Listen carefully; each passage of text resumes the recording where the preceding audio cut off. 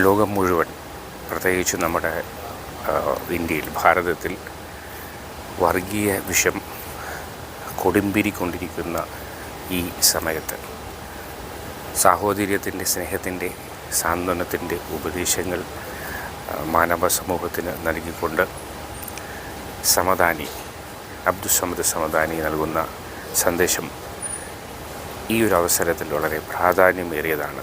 അതിൻ്റെ വിശദാംശങ്ങളിലേക്കും അദ്ദേഹത്തിൻ്റെ വാക്കുകളിലേക്കും. ബാങ്ക് കേവലം പ്രാർത്ഥനയിലേക്കുള്ളൊരു ക്ഷണം മാത്രമല്ല. ബാങ്കിൻ്റെ ശബ്ദവീചികൾ ചരിത്രത്തിൻ്റെ, കാലത്തിൻ്റെ അടയാളപ്പെടുത്തൽ കൂടിയാണ്.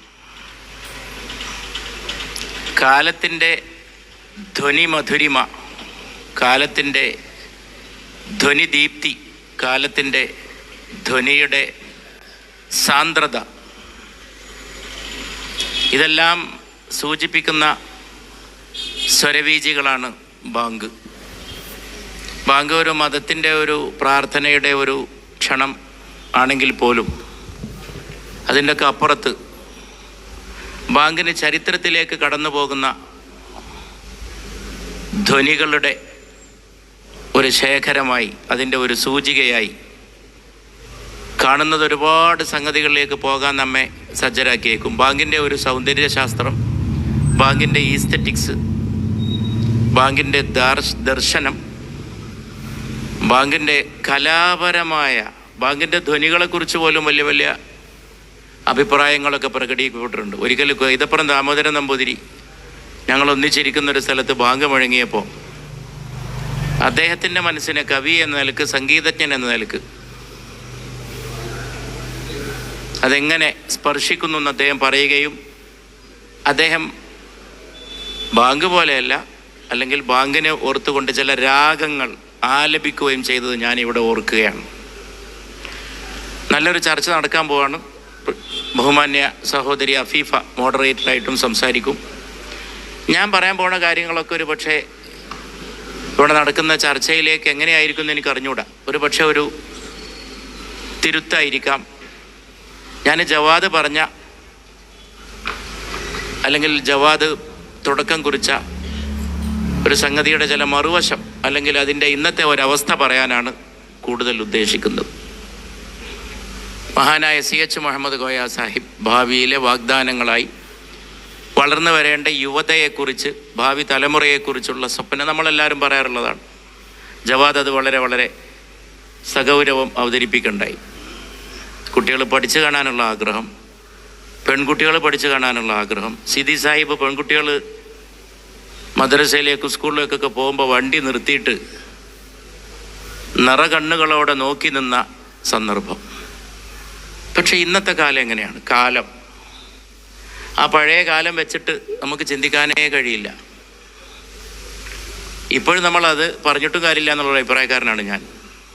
പഠിപ്പില്ലാത്ത കാലം, വിദ്യാഭ്യാസം ഇല്ലാത്ത കാലം. ഇന്നതാണോ? ഇന്ന് പഠിപ്പുണ്ടായിട്ടും വിദ്യാഭ്യാസം ഉണ്ടായിട്ടും ഇതിൻ്റെയൊക്കെ മറുവശമായി കടന്നു വരുന്ന ചില സംഗതികൾ, അത് സൃഷ്ടിക്കുന്ന പ്രതിസന്ധികൾ, അത് സൃഷ്ടിക്കുന്ന സന്നിഗ്ധതകൾ, അത് സൃഷ്ടിക്കുന്ന വൻതോതിലുള്ള സമൂഹത്തിൻ്റെ സ്വാസ്ഥ്യത്തെ തന്നെ ഭീഷണിപ്പെടുത്തുന്ന ഒരുപാട് സംഗതികൾ. ഞാൻ കഴിഞ്ഞ 2 ആഴ്ച ചില ക്യാമ്പസുകളിൽ പോയി. ക്യാമ്പസുകളിൽ അധികമൊന്നും പോകാറില്ല, സമയക്കുറവുകൊണ്ടും പോകാൻ താല്പര്യമില്ലാത്തതുകൊണ്ടുമാണ്. പ്രത്യേകിച്ചൊന്നും ചെയ്യാനില്ല ക്യാമ്പസിൽ പോയിട്ട്. ഞാൻ വളരെ ചുരുക്കിയേ പോകാറുള്ളൂ. പല ക്ഷണങ്ങളും ഒഴിവാക്കാനാണ് താല്പര്യം. നല്ല പണി ഉണ്ടായതുകൊണ്ടാണ്. ക്യാമ്പസിൽ പോയിട്ട് നമ്മൾ സമയം കളയണ്ടല്ലോ എന്ന് വിചാരിച്ചിട്ടാണ്.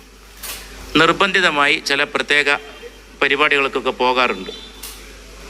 കഴിഞ്ഞ ദിവസം ഞാൻ പഠിച്ച സ്കൂളിൽ പോയി, ഞാൻ പഠിച്ച ഹൈസ്കൂളിൽ പോയി.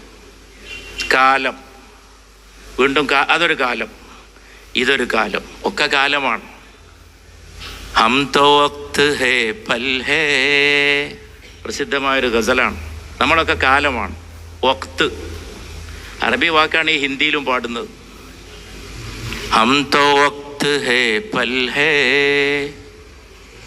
ബേഖറാർ ലംഹേ ഹേ, ബേതകാൻ സദിയാ ഹേ.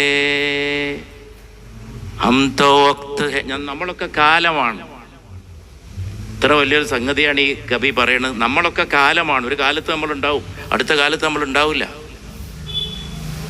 റഫി സാഹിബിന്റെ പ്രസിദ്ധമായ പാട്ടുണ്ട്, യേ ജിന്ദഗി കെ മേലെ യേ ജിന്ദഗി കെ മേലെ ദുനിയാ മേ കം ന ഹോംഗെ അഫ്സോസ് ഹം ന ഹോംഗെ യേ ജിന്ദഗി കെ മേലെ യേ ജിന്ദഗി കെ മേലെ.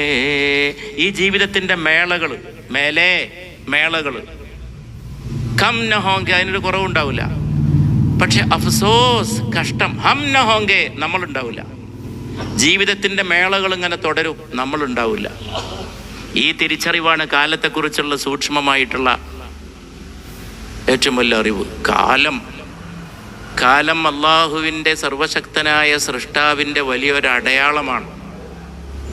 പല രീതിയിൽ കാലത്തെ വ്യാഖ്യാനിച്ചിട്ടുണ്ട്. അപ്പോൾ നമ്മൾ തന്നെയാണ് കാലം എന്ന് പറയുമ്പോൾ നമ്മൾ നശിച്ചു പോകുമെന്നുള്ളൊരു ബോധം നമുക്കുണ്ടായി. കാലത്തിന് തുടക്കമുണ്ട്. കാലം അനാദിയല്ല. അനാദിയായത് ദൈവം മാത്രമേ ഉള്ളൂ. കാലം അനാദിയാണെന്ന് പറഞ്ഞവരൊക്കെ ഉണ്ട്. അത് ഭൗതികവാദത്തിൻ്റെ ഏറ്റവും പരാജയപ്പെട്ട മുഖങ്ങളിലൊന്നാണ്. കാലം എന്നുള്ളതല്ല, കാലം സൃഷ്ടിയാണ്. കാലം സൃഷ്ടിക്കപ്പെട്ടതാണ്. തുടക്കമില്ലാത്തത് ദൈവം മാത്രമാണ്. കാലത്തിന് തുടക്കമുണ്ട്. ഒരു പോയിന്റിൽ നിന്നാണ് കാലം തുടങ്ങുന്നത്. A short history of time എന്ന സ്റ്റീഫൻ ഹോക്കിങ്ങിൻ്റെ പുസ്തകം ഞാൻ ഓർത്തുപോവാണ്. കാലത്തിൻ്റെ സംക്ഷിപ്ത ചരിത്രം. പ്രസിദ്ധനായിട്ടുള്ള സ്റ്റീഫൻ ഹോക്കിങ്ങിൻ്റെ ചെറിയ പുസ്തകം വളരെ ചിന്താമണ്ഡലത്തിൽ 20-ാം നൂറ്റാണ്ടിൽ കോളിളക്കമുണ്ടാക്കിയ പുസ്തകമാണ്. അതുകൊണ്ട് നമ്മളൊക്കെ കാലമാണ്.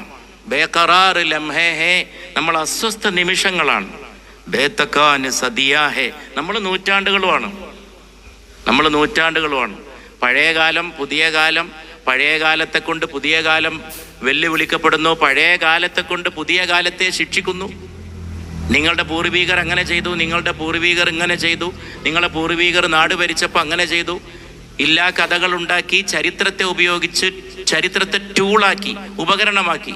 കാലം എന്ന് പറയുമ്പോൾ അത് ചരിത്രത്തിലേക്കും പോകും. ഞാൻ അങ്ങനെ അതിലേക്കൊന്നും കടന്ന് വിശദമായിട്ടുള്ള ഒരു ദാർശനിക വിസ്താരത്തിനൊന്നും തുനിയുന്നില്ല.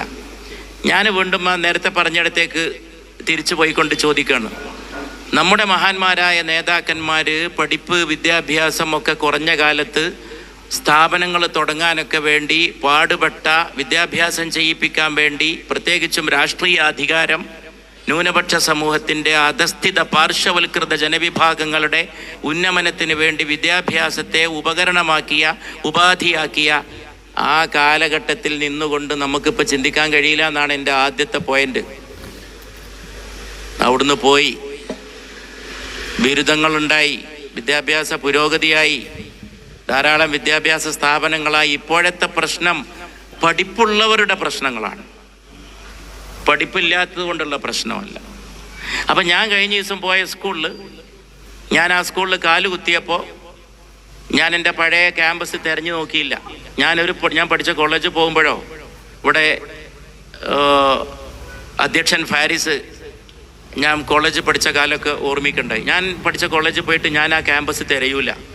Because I am not a fool. ഞാൻ ഒരു വിഡ്ഢിയല്ല ഞാൻ പോയ കോളേജിൽ പോയിട്ട് അത് തിരയാൻ. അതവിടെ ഉണ്ടാവില്ല എന്ന് എനിക്കറിയാം. എൻ്റെ മനസ്സിലേ ആ ക്യാമ്പസ് ഉള്ളൂ. ഞാൻ എടുത്ത് ഓരോ കോളേജിനെ പറ്റി, സ്കൂളിനെ പറ്റിയും പറഞ്ഞുതരാം.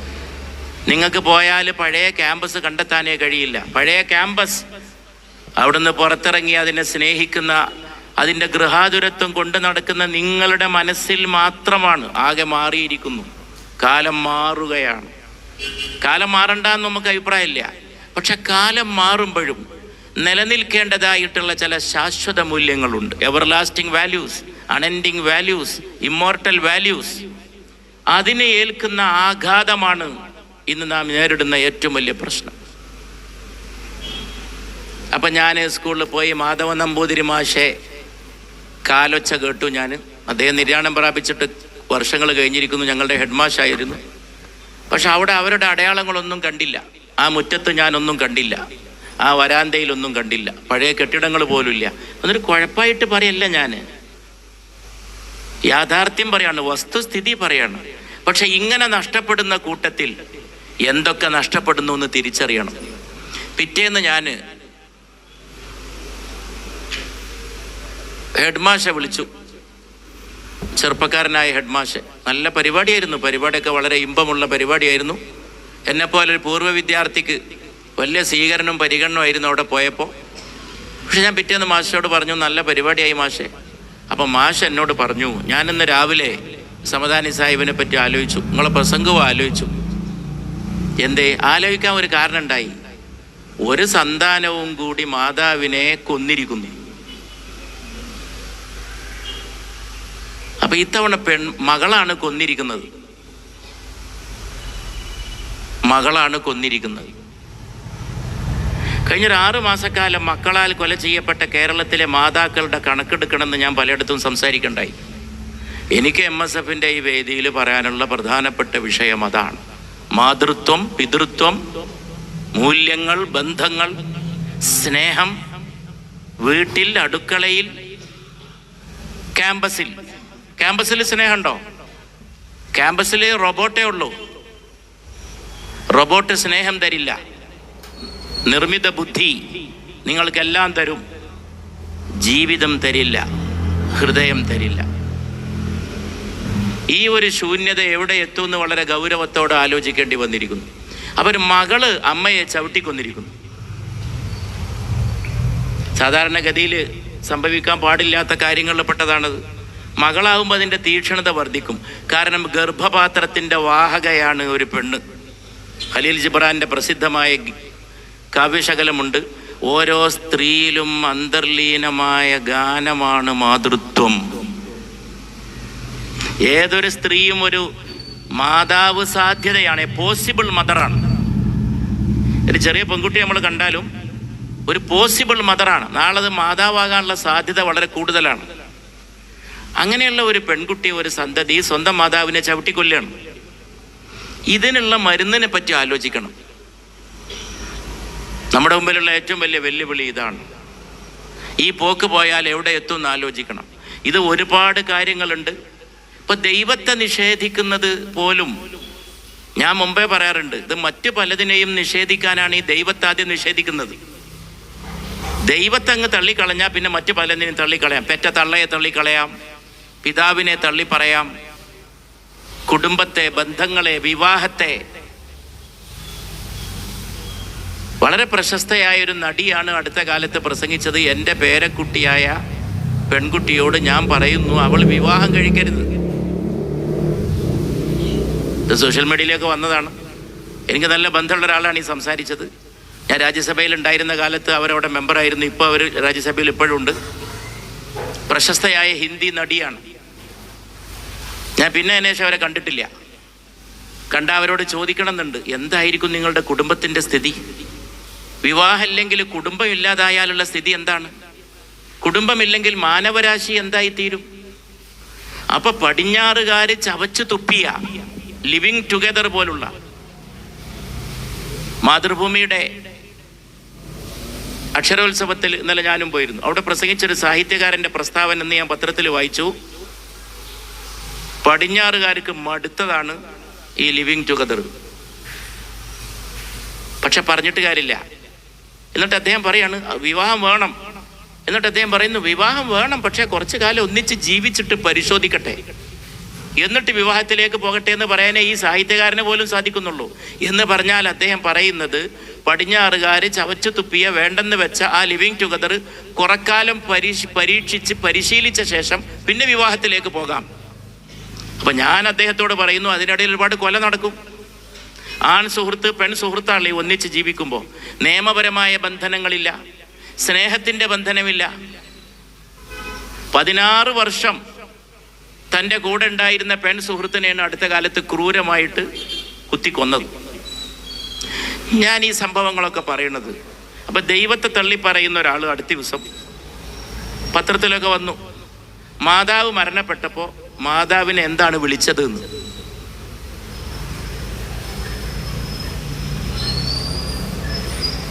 സ്വന്തം മാതാവിനെ എത്ര നികൃഷ്ടമായിട്ടാണ് വിശേഷിപ്പിച്ചത്. അപ്പൊ ദൈവത്തെ നിഷേധിക്കുന്നത് മൂല്യനിഷേധത്തിന്റെ തുടക്കം എന്ന നിലയിലാണ്.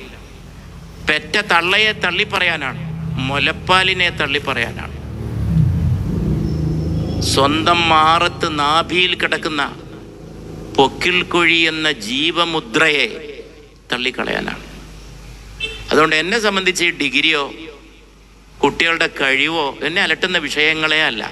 I am not interested. ഇന്നത്തെ വിദ്യാഭ്യാസ പുരോഗതി വലിയൊരു കാര്യമെന്ന് ഞാൻ വിശ്വസിക്കുന്നേ ഇല്ല. ഈ വിദ്യാഭ്യാസം, ഈ പുതിയ രീതിയിലുള്ള പ്രവണതകൾ, ഇതൊക്കെ നാളെ എവിടെ എത്തുന്ന ആലോചിച്ച് ഉത്കണ്ഠപ്പെടുന്ന ഒരു മനുഷ്യനാണ് ഞാൻ. ഈ IT, ഈ സോഷ്യൽ മീഡിയ, ഈ വ്യൂവർഷിപ്പ് വർദ്ധിപ്പിക്കൽ, ഈ നാട്ടിലെ മനുഷ്യന്മാർക്ക് ബസ് കയറാൻ വയ്യാതായി. ബസ് ഒരു പൊതു ഇടമാണ്. ബസ് എന്ന് പറഞ്ഞൊരു ഡെമോക്രാറ്റിക് പ്ലേസ് ആണ്. ഈ നാട്ടിലെ സാധാരണക്കാരൻ്റെ വാഹനമാണ്. ബസ്സിൽ തൂങ്ങിയിട്ടും പിടിച്ചു തൂങ്ങിയിട്ടും തള്ളി നിന്നിട്ടൊക്കെ യാത്ര ചെയ്യേണ്ടി വരും ചിലപ്പോൾ. എങ്ങോട്ടാ പോണത്? ഇത് ധാർമ്മികതയാണോ? കടുത്ത അരാജകത്വത്തിലേക്ക്, കടുത്ത മനുഷ്യനിന്ദയിലേക്ക് സമൂഹത്തെ കൊണ്ടുപോകുന്ന രീതിയിൽ എല്ലാ ബന്ധങ്ങളെയും തകർക്കുന്ന മൂല്യനിഷേധത്തിൻ്റെ ഒരു കൊടുങ്കാറ്റ് ആഞ്ഞു വീശാൻ പോകുന്നുവെന്ന് ഓർമ്മപ്പെടുത്താൻ കഴിഞ്ഞാൽ തന്നെ MSF സംഘടിപ്പിച്ച ഈ സർഗരാത്രിയെ പരിപോഷിപ്പിക്കാൻ അത് മതിയാകുമെന്നാണ് ഞാൻ മനസ്സിലാക്കുന്നത്. ഒരു കൊടുങ്കാറ്റ് വീശാൻ പോകുന്നുണ്ട്. ഇത് എവിടെ പോയി ചെന്നെത്തുന്ന് കളയാൻ സാധിക്കില്ല. ഞാൻ 1-2 കാര്യങ്ങൾ പറഞ്ഞുകൊണ്ട് അവസാനിപ്പിക്കണം. കുട്ടികൾ സംസാരിക്കട്ടെ. എൻ്റെ അതൊരു ഉപക്രമമാണ്. ഞാൻ പറയുന്നത് ചിലപ്പോൾ പഴഞ്ചനായിരിക്കും. അതെ, സൂര്യൻ പഴഞ്ചനാണ്, ഭൂമി പഴഞ്ചനാണ്, ആകാശം പഴയതാണ്, എൻ്റെ നാട് പഴയതാണ്, എൻ്റെ സമൂഹം പഴയതിൻ്റെ തുടർച്ചയാണ്. എൻ്റെ വന്യപിതാവ് പഴയ കാലത്ത് ജീവിച്ച എൻ്റെ പിതാവാണ്. എൻ്റെ മാതാവ് തീർത്തും പഴയ കാലത്തിൻ്റെ പ്രതിനിധിയായിരുന്നു. പക്ഷെ എൻ്റെ ഉമ്മ എൻ്റെ ജീവിതത്തെ ഇന്നും പ്രചോദിപ്പിച്ചുകൊണ്ടിരിക്കുന്ന വലിയൊരാശയമാണ്. അപ്പൊ ഏതാണ് പഴയത്, ഏതാണ് പുതിയത്, ഏതാണ് പൗരാണികം, ഏതാണ് ആധുനികം, ഇതൊക്കെ നിങ്ങളുണ്ടാക്കിയ പേരുകളാണ്. It is your own division, it is your own naming which has no meaning at all. അർത്ഥമില്ലാത്ത നിങ്ങൾ നടത്തിയ വിഭജനങ്ങളും വിവേചനങ്ങളുമാണ് പഴയ കാലം പുതിയ കാലം. കാലം ഒന്നേ ഉള്ളൂ, കാലം ഒറ്റൊന്നാണ്. ആ കാലത്തിൻ്റെ സാക്ഷിയാണ് ആകാശത്ത് പ്രകാശിക്കുന്ന ചന്ദ്രൻ. ആ ചന്ദ്രൻ പുണ്യ റസൂലിൻ്റെ മെഹറാജിന് സാക്ഷ്യം വഹിച്ചിട്ടുണ്ട് സല്ലല്ലാഹു അലൈഹി വസല്ലം. ഇന്ന് നടക്കുന്ന പലതിനും സാക്ഷ്യം വഹിക്കുന്നുണ്ട്. കാലത്തിൻ്റെ സാക്ഷിയാണ്. പഴയതും പുതിയതും ഇല്ല, ഒരേകമാണ്, ഒരു സാകല്യമാണ്, ഒരു സമഗ്രതയാണ്. അപ്പം അതുകൊണ്ട് ഞാൻ 1-2 കാര്യങ്ങൾ കൂടി പറഞ്ഞ് അവസാനിപ്പിക്കാമെന്ന് പറഞ്ഞു. ബാംഗ്ലൂരിലേക്ക് മകനെ പഠിക്കാൻ പറഞ്ഞയച്ചു. ഇതൊക്കെ നാട്ടിൽ നടക്കുന്ന കാര്യങ്ങളാണ്. നമ്മൾ ഇതിനെതിരെ കണ്ണടച്ചിട്ടൊന്നും ഇവിടെ വലിയ ആശയം വർത്തമാനമൊന്നും പറയണ്ട. നാട്ടിൽ നടക്കുന്ന കാര്യങ്ങളാണ്, നമ്മുടെ അയൽപക്കത്താണ്. അപ്പം ഞാൻ സീസോൺ കലോത്സവത്തിന് പോയിരുന്നു കഴിഞ്ഞ തവണ കൊണ്ടോട്ടി EMEA കോളേജിൽ. MSF ഗംഭീരമായിട്ടുള്ള വിജയം, സർവകലാശാലകളൊക്കെ വിജയിച്ച് കലോത്സവങ്ങളിലൊക്കെ MSF കൊടിനാട്ടുമ്പോൾ ഒരു പഴയ MSF നിലയിൽ, നിങ്ങളോടൊപ്പം അഭിമാനം കൊള്ളുന്നവരിൽപ്പെട്ട ഒരാളെന്ന നിലയിൽ അതിലൊക്കെ ഉണ്ടാകുന്ന സന്തോഷം ചെറുതല്ല. അപ്പോൾ കൊണ്ടോട്ടി പോയി ഞാൻ ഈ സംഭവം നടന്ന ഉടനെയാണ് ബാംഗ്ലൂരിലേക്ക് പറഞ്ഞയച്ച മകൻ നാട്ടിൽ വന്നൊരു കത്തി വാങ്ങി. കത്തി മൂർച്ചുണ്ടോ എന്ന് പരിശോധിച്ചു. മാതാവിനെ കൊല്ലാനാണ്. ഇതൊക്കെ നമ്മളിങ്ങനെ കേട്ട് മറക്കണോ? എന്താ ഈ ഗർഭഗൃഹത്തെ പറ്റി മനസ്സിലാക്കിയത്? ഗർഭഗൃഹം എന്താ മനസ്സിലാക്കിയത്? എന്ത് മഹാപാപമാണ് നിങ്ങൾ പഠിപ്പിക്കുന്നത്? എന്താ നിങ്ങളുടെ വിദ്യാഭ്യാസം? ഞാൻ എൻ്റെ അമ്മ പ്രസംഗത്തിൽ, എൻ്റെ അഭിമന്യ സുഹൃത്ത് ശ്രീ മോഹൻലാലിൻ്റെ അമ്മ നിര്യാണം പ്രാപിച്ചപ്പോൾ ആ പ്രസംഗം വീണ്ടും മലയാളി ആവർത്തിച്ച് കേട്ടു. അവരാണ് അതിന് വന്നിട്ട് തിരികൊളുത്തിയത്. വലിയൊരു അമ്മയാണെന്ന് ഞാൻ അവിടെ കണ്ടത്, പിന്നീടും അവരിൽ കണ്ടത്. അന്ന് ഞാൻ എൻ്റെ ആ പ്രസംഗത്തിൽ വർഷങ്ങൾക്ക് മുമ്പാണ് നാട്ടിക തീരത്ത് പറഞ്ഞൊരു വാക്കുണ്ട്, മാതാവിനെ തള്ളിപ്പറയുന്ന, പിതാവിനെ തള്ളിപ്പറയുന്ന നിന്റെ ഡിഗ്രിക്ക് അങ്ങാടിയിലെ മത്തി പൊതിയുന്ന കടലാസിൻ്റെ വിലയില്ല എന്നാണെന്ന് ഞാൻ പറഞ്ഞത്. മത്തിക്ക് നല്ല വില ഉണ്ട്. കഴിഞ്ഞ ലോക്സഭയിൽ ഞാൻ കൊടുത്തൊരു ചോദ്യം, കേരളത്തിൻ്റെ പടിഞ്ഞാറേ തീരത്ത് പൊന്നാനി ലോക്സഭാ മണ്ഡലമടക്കം മത്തിയുടെ ലഭ്യത കുറയുന്നതിനെ പറ്റി കേന്ദ്ര ഗവൺമെൻറ് അന്വേഷിക്കണം എന്നാണ് ഞാൻ കൊടുത്തൊരു ചോദ്യം. മത്തി സാധാരണക്കാരൻ്റെ ആഹാരമാണ്, മരുന്നാണ്. അതിപ്പോൾ ഈ കാലാവസ്ഥ മാറ്റം കൊണ്ട് മത്തി ഉൽപ്പാദനത്തിൽ കുറവുണ്ടെന്നാണ് കണക്ക് സൂചിപ്പിക്കുന്നത്. മത്തി ഒരു വിലപ്പെട്ട സാധനമാണ്. ആ മത്തി പൊതിയുന്ന കടലാസിൻ്റെ വിലയുണ്ടോ ഈ ഡിഗ്രിക്ക്? വൻ കത്തി മൂർച്ചുണ്ടെന്നൊക്കെ പരിശോധിച്ചു, മാതാവിനെ കൊന്നു. പ്രിയപ്പെട്ടവരെ, ഞാനന്ന് ഖത്തറിൽ ഒരു പരിപാടിക്ക് പോയതാണ്. സലീം കുമാറില്ലേ, നടൻ, അദ്ദേഹം നല്ല കലാകാരനാണ്, നല്ല സാമൂഹിക ബോധമുള്ള കലാകാരനാണ്. ഞങ്ങൾ രണ്ടാളും കൂടി ഇരുന്നിട്ട് വേദിയിലൊരു ചർച്ചയായിരുന്നു പരിപാടി. ഖത്തറിൽ ഒരഭിമുഖം, അങ്ങോട്ടും ഇങ്ങോട്ടും സമൂഹത്തിലെ ആനുകാലികമായ പ്രശ്നങ്ങളെ പറ്റി സംസാരിക്കുക. അദ്ദേഹം നല്ല നടൻ മാത്രമല്ല, നല്ലൊരു സോഷ്യൽ അവെയർനെസ് ഉള്ള ഒരു ആർട്ടിസ്റ്റാണ്. അപ്പോൾ ഞങ്ങൾ രണ്ടാളും കൂടി ഇരുന്ന് സംസാരിക്കുന്നതിന് മുമ്പ്, ഞങ്ങൾ അതിന് പുറപ്പെടുന്നതിന് മുമ്പ് ഈ കൊലയുടെ വാർത്തയാണ് എൻ്റെ മനസ്സ്. ഇങ്ങനൊന്നും കേട്ടാൽ എനിക്ക് പെട്ടെന്ന് ഭക്ഷണം കഴിക്കാനൊന്നും കഴിയില്ല. വാർത്ത വായിക്കാൻ പോലും കഴിയാത്ത ആളാണ്. മാറാക്കര ഹൈസ്കൂളിലെ ഹെഡ്മാസ്റ്റർ ഞാൻ എന്നോട് മനോരമയുടെ ന്യൂസ് ഞാൻ അങ്ങോട്ട് അയക്കുക, വാട്സാപ്പിൽ പറഞ്ഞാൽ അയക്കണ്ട, ഞാൻ പിന്നെ കണ്ടോളാം. അത് മുഴുവൻ വായിക്കാൻ കഴിയില്ല. അത് മാതാവിനെ ചവിട്ടിക്കൊന്നതേ.